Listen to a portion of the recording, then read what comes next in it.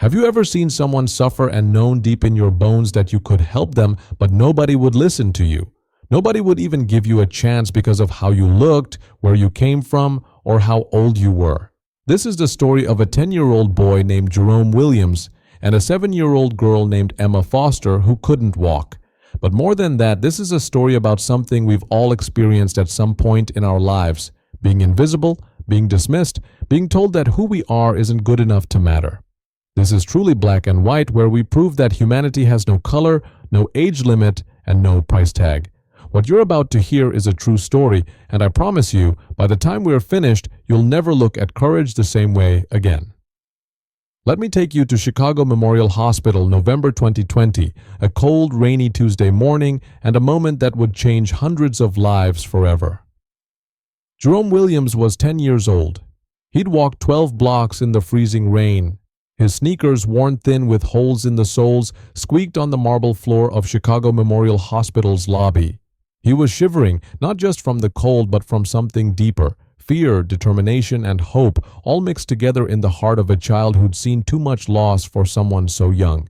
You see, Jerome had recently lost the most important person in his world, his grandmother Lily Williams.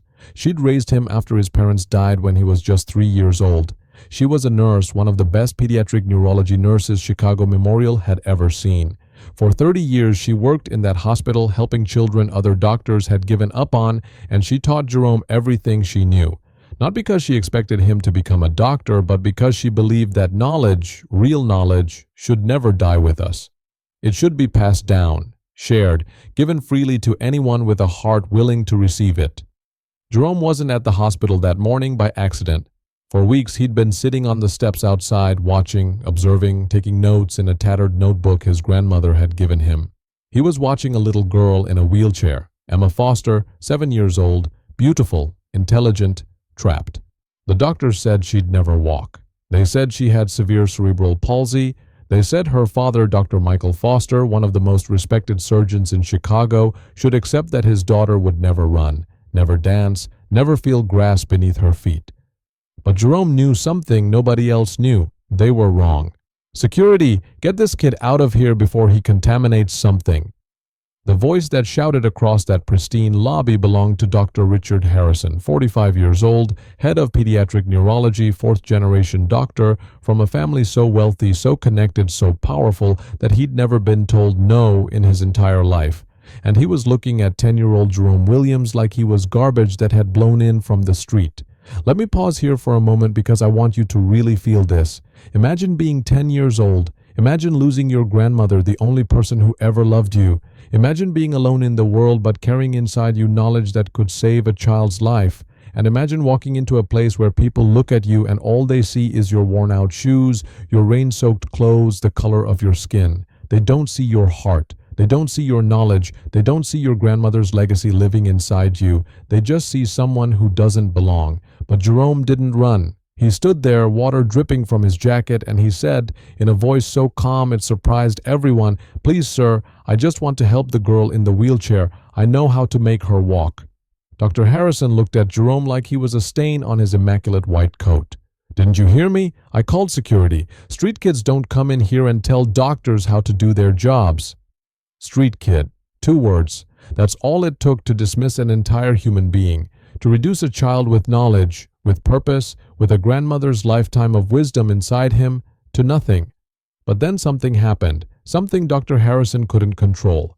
At that exact moment, Dr. Michael Foster appeared in the hallway, pushing his daughter Emma's wheelchair.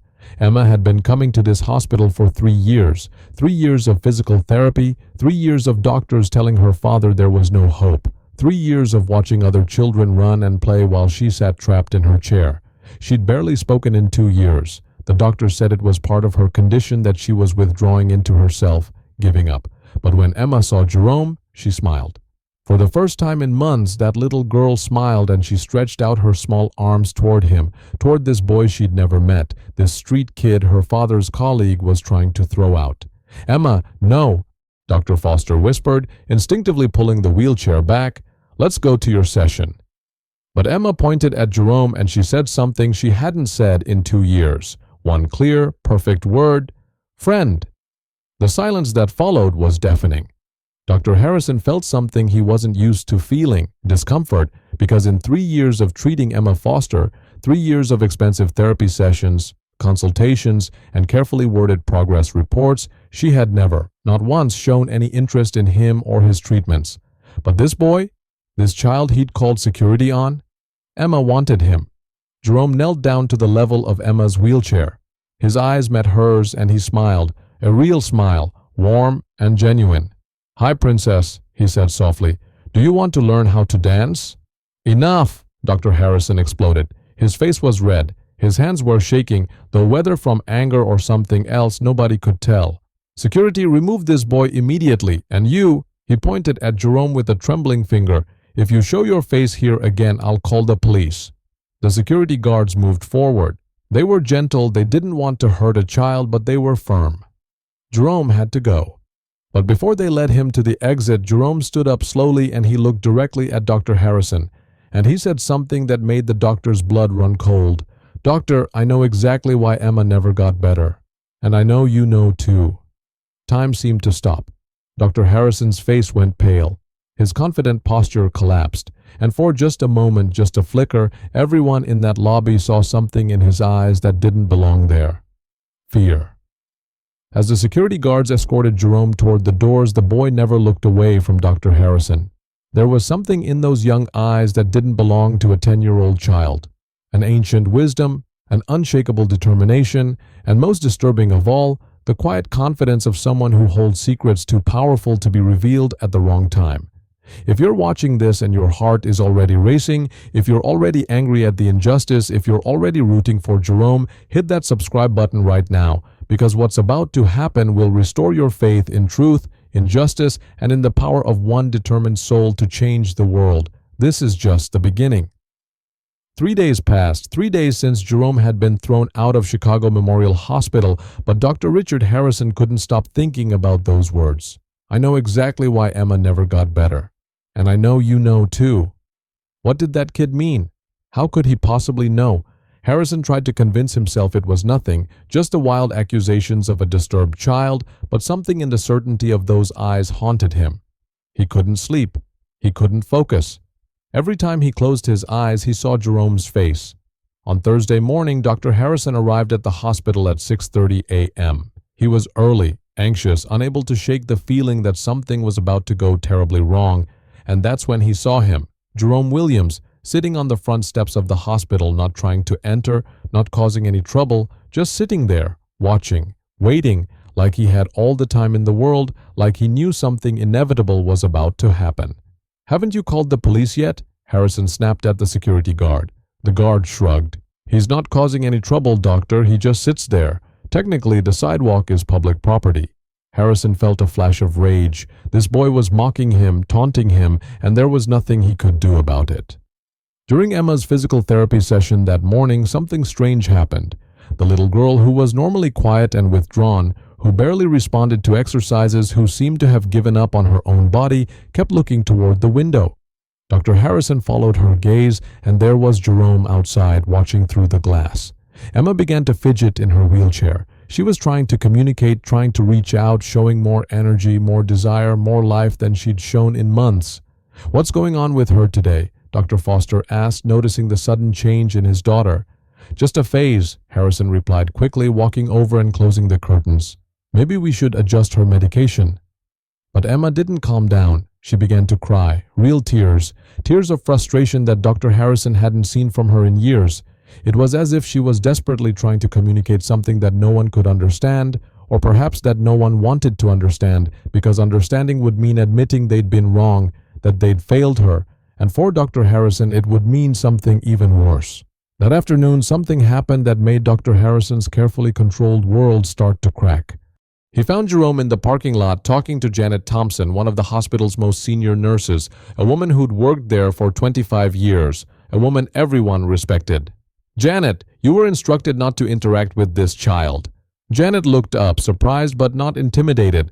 "I'm sorry, Dr. Harrison, but he was telling me about techniques his grandmother used with special needs children. It's actually fascinating."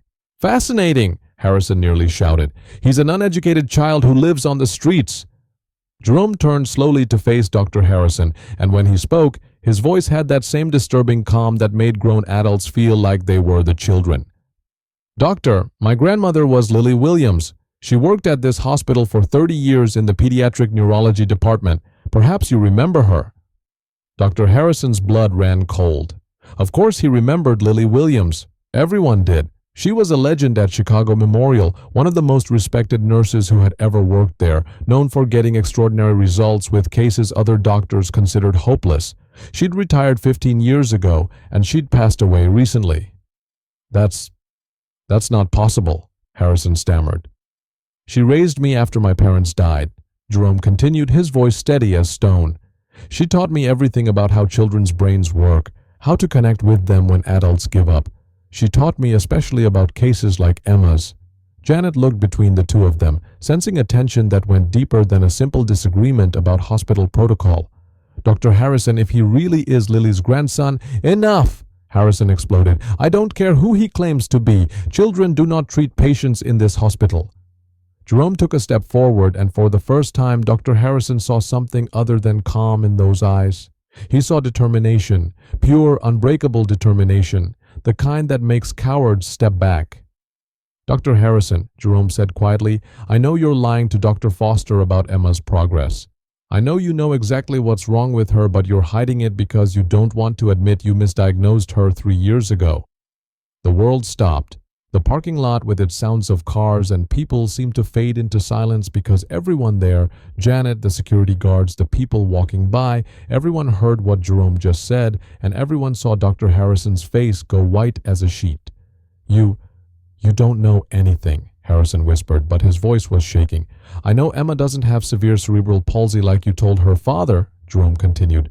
"I know she has a treatable condition that you misdiagnosed, and now you're too afraid to correct it because it would ruin your reputation.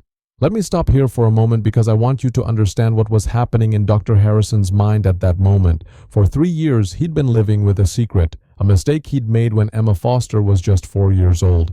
He'd been young, arrogant, too eager to impress Dr. Foster with his expertise.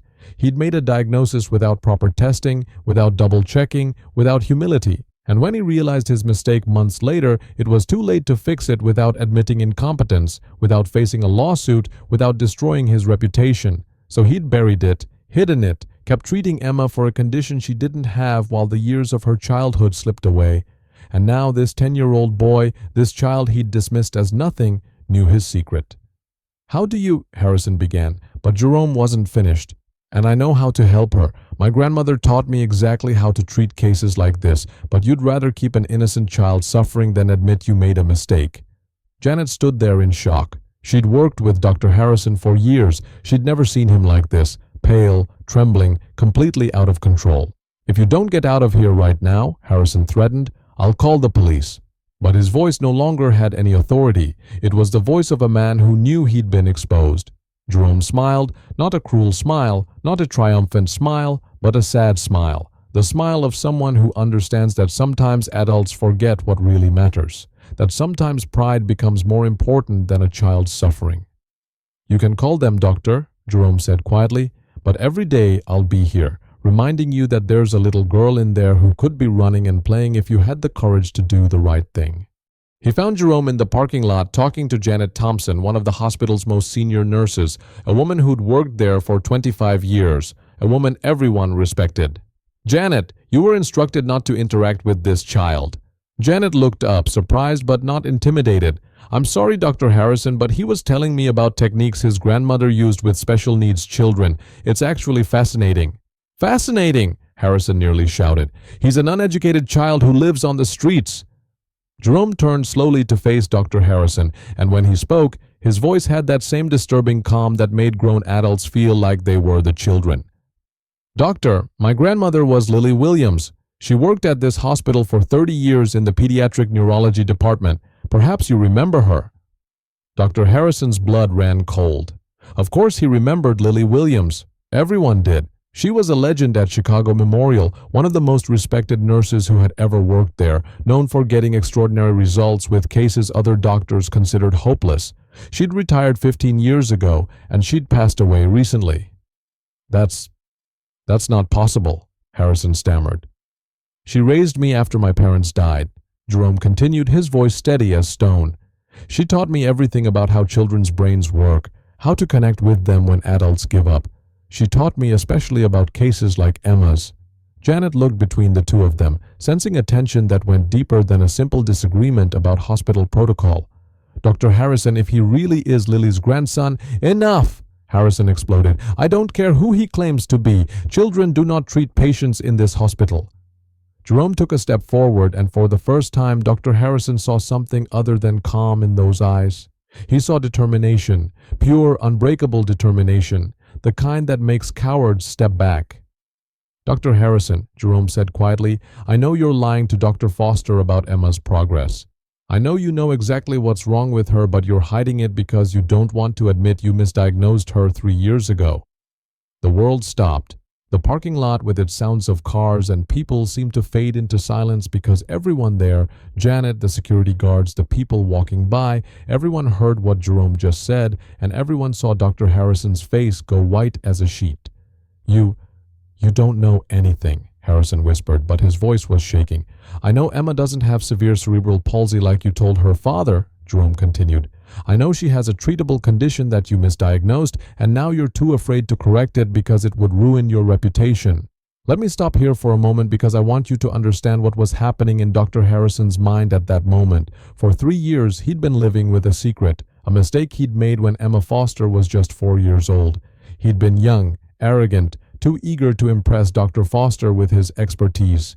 He'd made a diagnosis without proper testing, without double-checking, without humility. And when he realized his mistake months later, it was too late to fix it without admitting incompetence, without facing a lawsuit, without destroying his reputation. So he'd buried it, hidden it, kept treating Emma for a condition she didn't have while the years of her childhood slipped away.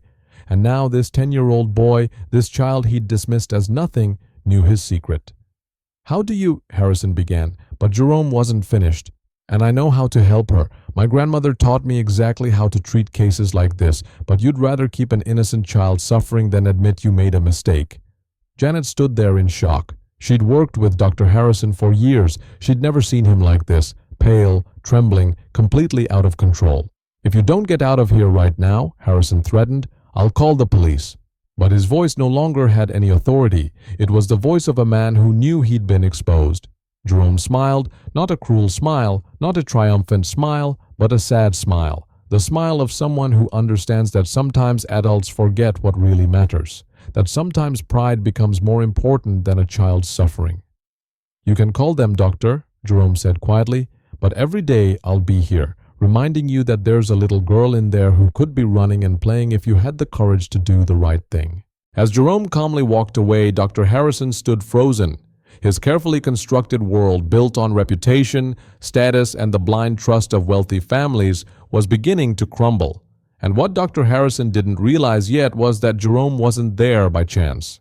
His knowledge of Emma's case was just the tip of an iceberg that was about to emerge from the cold waters of deception, carrying with it revelations that would transform that hospital and everyone in it forever. Dr. Harrison was desperate now. The next morning, he called an emergency meeting with the entire pediatric neurology team, all the doctors, all the senior nurses, everyone who could help him maintain control of a situation that was rapidly spinning out of his hands. Colleagues, he announced, adjusting his glasses and trying to summon his most authoritative tone, we have a delicate situation. An unaccompanied child has been disrupting our routine and attempting to interfere with patient treatment. We need to take action. Dr. Rebecca Chen, a neurologist who'd recently arrived from Boston, frowned. What kind of interference? The boy claims to have medical knowledge inherited from a supposed grandmother who worked here. It's clearly a case of childhood fantasy, but it's causing disturbances. Janet Thompson cleared her throat uncomfortably. Everyone turned to look at her. Dr. Harrison, I checked the records. Lily Williams did indeed work here for 30 years, and she did have a grandson who was recently orphaned.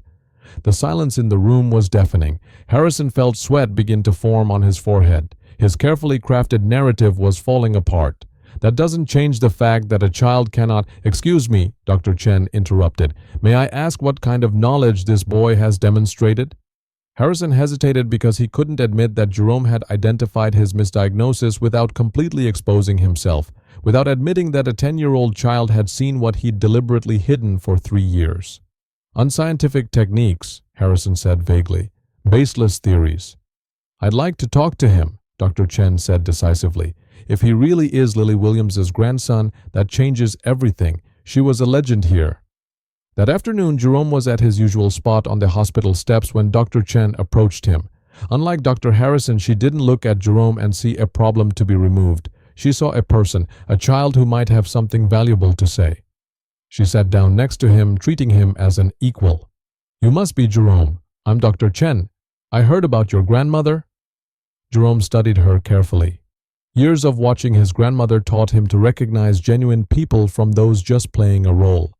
Did you work with her? He asked. Not directly, but everyone knew her reputation. She saved many children that other doctors had given up on. She taught me, Jerome said slowly, that sometimes doctors get so caught up in their textbooks that they forget to look at the real child in front of them. Dr. Chen smiled. This child's maturity was remarkable. Your grandmother was wise. Tell me about Emma Foster.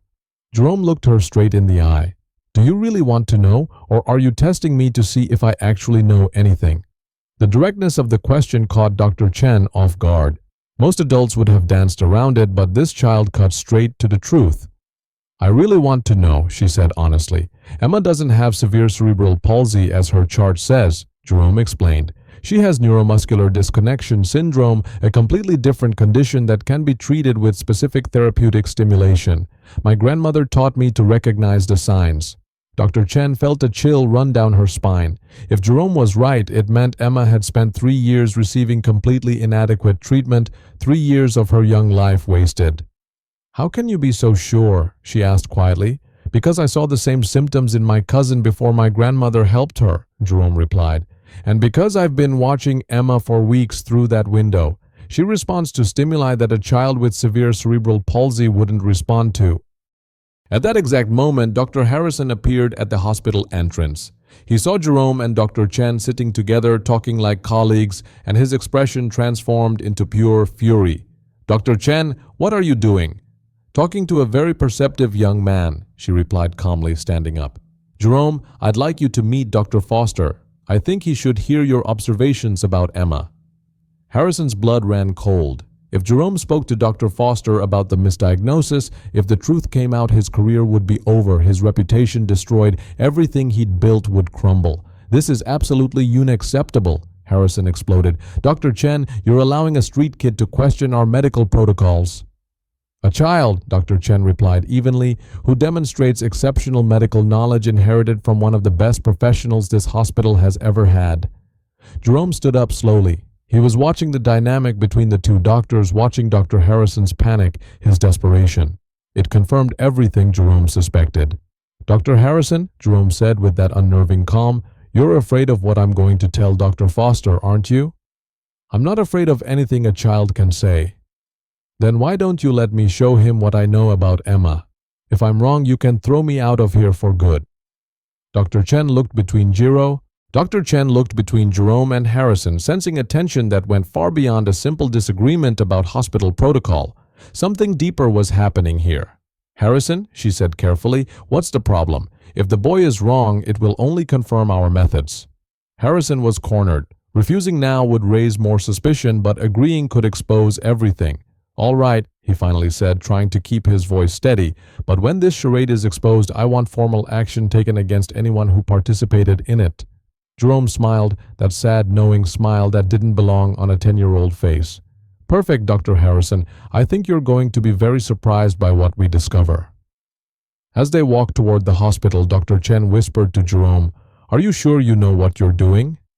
And Jerome replied with words his grandmother had taught him. The truth has a way of coming out, and when someone tries to hide it for too long, it finds a way to explode. What Dr. Harrison didn't know was that Jerome had spent the last 2 weeks doing much more than just watching Emma through windows. He'd talked to longtime nurses who remembered his grandmother. He'd discreetly reviewed progress reports that were left on accessible counters. He'd carefully noted every inconsistency in Emma's treatment. His notebook, worn and tucked away in his backpack, contained information that would not only prove his diagnosis correct, but would reveal the full extent of the deception Harrison had perpetuated for 3 years. As they entered the hospital, Jerome touched his backpack lightly. His grandmother had taught him that justice sometimes requires patience, but when the time is right, when truth is ready to be born, it comes like a storm that's been gathering strength for years. Unstoppable, undeniable, transforming everything in its path. The moment they entered the physical therapy room, Jerome discreetly took out his tattered notebook. Dr. Harrison had no idea that those handwritten pages, filled with a child's careful observations, were about to destroy a 15-year career built on lies. Emma was waiting in her wheelchair. The moment she saw Jerome, her entire face lit up, that same pure, innocent smile from days before. "Friend," she said again, reaching out her small hands. "Dr. Foster," Jerome said, approaching the wheelchair, "can I show you something about your daughter?" Dr. Foster, a serious man who'd spent the last 3 years watching his little girl trapped in that chair, who'd cried himself to sleep countless nights wondering what he could have done differently, nodded slowly. "Of course, but please be quick." Jerome knelt down to Emma's level and began a series of simple exercises. He lightly touched different points on her legs and feet, points his grandmother had taught him, pressure points that would reveal neurological responses, and to everyone's absolute shock, Emma reacted immediately, consciously, purposefully. She moved her toes, flexed her ankles, even tried to bend her knees. That's impossible," Dr. Harrison muttered, sweat forming on his forehead. "Emma has severe cerebral palsy. These reactions are just involuntary spasms." "Dr. Harrison," Jerome said, turning to face him with that calm that was more powerful than any shout, "Emma does not have severe cerebral palsy. She has neuromuscular disconnection syndrome, a completely different condition. And it's treatable." "How can you possibly be so sure?" Dr. Chen asked, leaning forward with fascination. Jerome opened his notebook and began to read. His young voice filled the room with observations that no child should have been able to make. November 1st, Emma responded to tactile stimuli on her lower extremities. Response pattern inconsistent with severe cerebral palsy. November 5th, demonstrated conscious control of facial muscles when properly encouraged. This indicates preserved neural pathways. November 10th, attempted to vocalize specific words when given appropriate stimulation. Communication centers functioning normally. Dr. Foster's face went pale. His hands gripped the handles of Emma's wheelchair so tightly his knuckles turned white. You've been observing my daughter? Without my permission?" "From the public sidewalk, sir," Jerome replied calmly. "And what I saw were clear signs that her diagnosis has been wrong for 3 years." "This is absurd," Dr. Harrison's voice cracked. "A 10-year-old child questioning a certified medical diagnosis." Jerome stood up slowly. He looked directly at Dr. Harrison and he said the words that would change everything. "Dr. Harrison, do you want me to tell Dr. Foster about the MRI scans that were misinterpreted in 2020? Or how you hid the results of neurological tests that contradicted your initial diagnosis?" The silence in that room was deafening. You could have heard a pin drop. Every person there, Dr. Chen, Janet, the physical therapist, everyone turned to look at Dr. Harrison. Dr. Foster slowly, very slowly, turned to face Harrison. "What is he talking about?" Harrison was visibly shaking now. His face had gone from white to red and back to white again. "Michael, don't listen to this kid. He's making this up. My grandmother kept copies of all the important tests," Jerome continued. "She was working on Emma's file when the results came in. She showed me how to identify the signs you chose to ignore." Jerome turned a page in his notebook and read, MRI report, March 15, 2020. Fundamentally normal brain structures. Signs consistent with mild to moderate neuromuscular disconnection syndrome. Prognosis favorable with appropriate therapeutic stimulation. Dr. Foster snatched the notebook from Jerome's hands. His eyes scanned the meticulous notes, each observation dated, each detail documented, written in the careful handwriting of a child who was trying to save someone. When he looked up, there were tears in his eyes. "Harrison, is this true?" "Michael, at the time there was uncertainty in the diagnosis." "Uncertainty?" Dr. Foster's voice exploded through the room. "You told me my daughter would never walk. You told me I should accept that she would be dependent forever. You made me believe I had failed her." "I was being cautious." "Cautious?" Dr. Chen grabbed the notebook and examined the notes more closely. "Jerome," she said quietly, "these observations are extraordinarily accurate. You documented neurological response patterns that clearly indicate preserved motor function. This is graduate-level medical observation." Jerome approached Emma again. He knelt down beside her wheelchair. "Princess," he said gently, "do you want to try standing up?" Emma looked at her father. Dr. Foster, tears streaming down his face, nodded. With Jerome's help supporting her carefully, Emma stood up. It wasn't perfect. Her legs shook. She could only hold the position for a few seconds. But it was conscious, controlled, real. She was standing, supporting her own weight, doing something the doctors had said was impossible. Dr. Foster dropped to his knees and pulled his daughter into his arms. He was sobbing openly now, all professional composure gone. 3 years, he whispered. 3 years of my baby's life that could have been different. "Michael, please," Harrison tried one more time. "Let me explain." "Explain?" Dr. Foster's tear-stained face turned to Harrison with an expression of absolute betrayal. "You lied to me. You lied to my daughter. You stole years of her development for what? Pride? Fear? To protect your precious reputation?" Jerome closed his notebook calmly. "Dr. Foster," he said quietly, "with the right treatment, Emma can live a completely normal life. Maybe with some limitations, but she can walk. She can run. She can play like any other child." Dr. Chen was visibly moved. She looked at this 10-year-old boy with an expression of pure admiration. "Jerome, will you help me develop a proper treatment plan for Emma?" "It would be an honor, doctor." Dr. Harrison made one last desperate attempt. "You can't possibly take seriously a child who lives on the streets. Where are his credentials? His medical training? His—" Jerome turned to him one final time. "Dr. Harrison, my grandmother always said that true knowledge doesn't come from diplomas on the wall. It comes from genuine love for patients, from seeing them as people, not as cases or paychecks, something you clearly forgot a long time ago." Dr. Foster stood up, still holding Emma in his arms. His daughter, who could stand now, who had hope now, wrapped her small arms around his neck.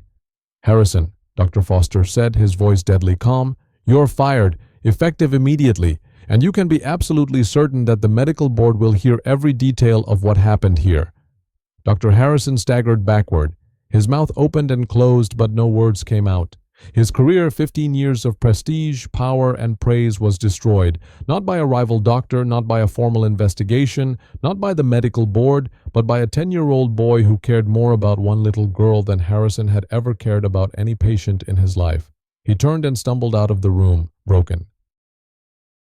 Today, 3 years later, the Lily Williams Center is a national leader in pediatric neurorehabilitation. Jerome, now 13 years old, is studying medicine in a special program for gifted students, but he never stops working with the children who come to the center because he remembers what it felt like to be dismissed, to be invisible, to be told he didn't matter, and he's made it his life's mission to make sure no child ever feels that way again. Emma Foster is now 11 years old. She's studying to become a pediatrician. She wants to give back to all the children who were once considered lost causes, just like she was. Now, I want to talk to the young people watching this, the 10-year-olds, the teenagers, anyone who has ever felt like they don't matter because of their age. Listen to me very carefully. Your age does not determine your worth. Your voice matters. Your observations matter. Your heart matters. Jerome was 10 years old, just 10, and he changed hundreds of lives because he refused to believe that being young meant being powerless. And to the adults watching, the parents, the grandparents, the teachers, the professionals, I want you to remember something. The next time a child tells you something that seems impossible, listen, really listen, because sometimes the greatest wisdom comes from the smallest voices. Sometimes the people we dismiss are exactly the people who can save us. This story isn't really about race, though Jerome happened to be black and Dr. Harrison happened to be white. It's not really about age, though one was 10 and one was 45. It's not really about education, though one had diplomas and one had his grandmother's love. This story is about character. It's about the choice we all face every single day. Will we be people who see others for who they truly are, or will we see only what we expect to see? Will we have the humility to admit when we're wrong, or will we protect our pride at the cost of someone else's suffering? Will we use our power to lift others up or to keep them down? Jerome Williams chose truth over silence. Emma Foster chose hope over despair. Dr. Chen chose listening over dismissing. And Dr. Foster chose love over ego. What will you choose? Because here's what I know for certain. Humanity has no color. It has no age requirement. It doesn't care about your bank account, your degrees, or your last name.